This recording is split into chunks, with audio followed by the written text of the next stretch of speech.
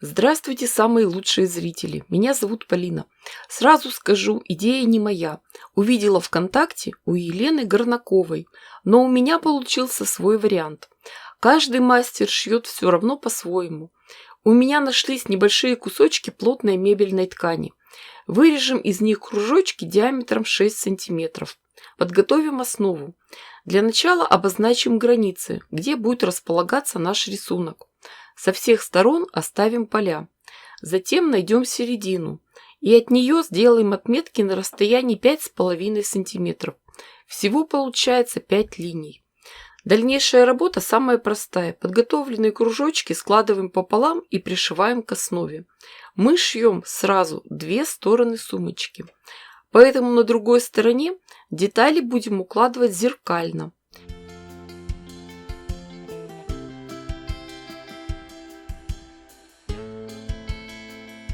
Во втором ряду кружочки перевернем и пришьем так. И хочу я вам все-таки рассказать этот анекдот. Приехал в колхоз веттехник коров осеменять. Все сделал. Собрался уезжать.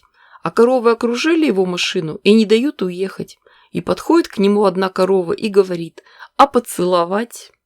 Так что, мои хорошие, классы не забываем ставить. И подписываться тоже помним.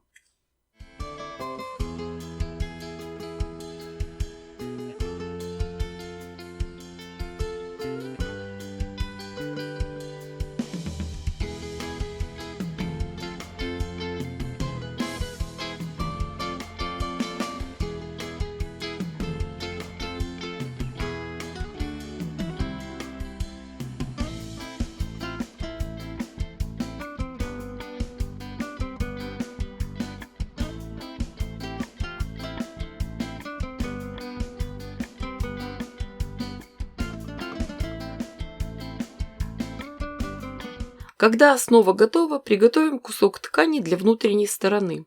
Пришьем карман. У меня кусок ткани для основы был не очень большой, и поэтому я его немного увеличила. Следующий шаг нашей работы – пришивание молнии. Сначала пришьем ее к верхнему краю внешней части.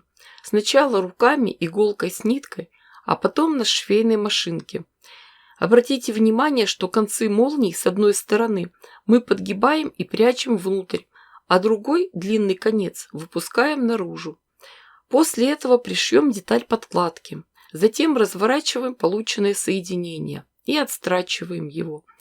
Обратите внимание, что отделочную строчку начинаем и заканчиваем примерно в сантиметре от края.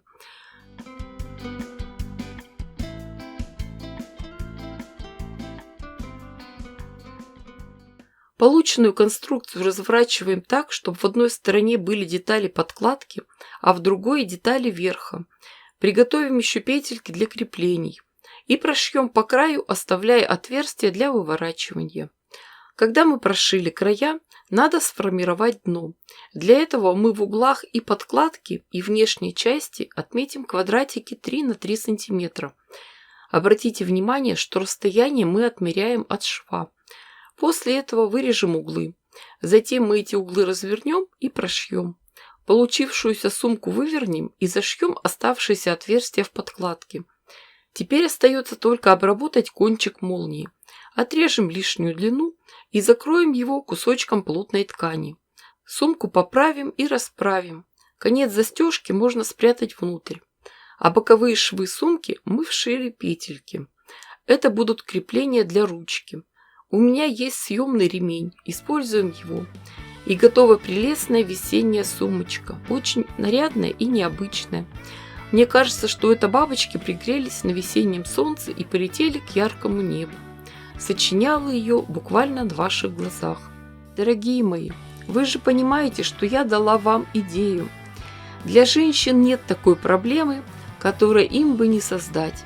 И уверена, что у вас все получится гораздо лучше, красивее и интереснее, чем у меня.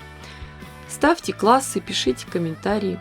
А то я иногда думаю, ведь есть же разум во Вселенной, раз не выходит на контакт. А с вами была Полина. Всем пока-пока и до скорых встреч!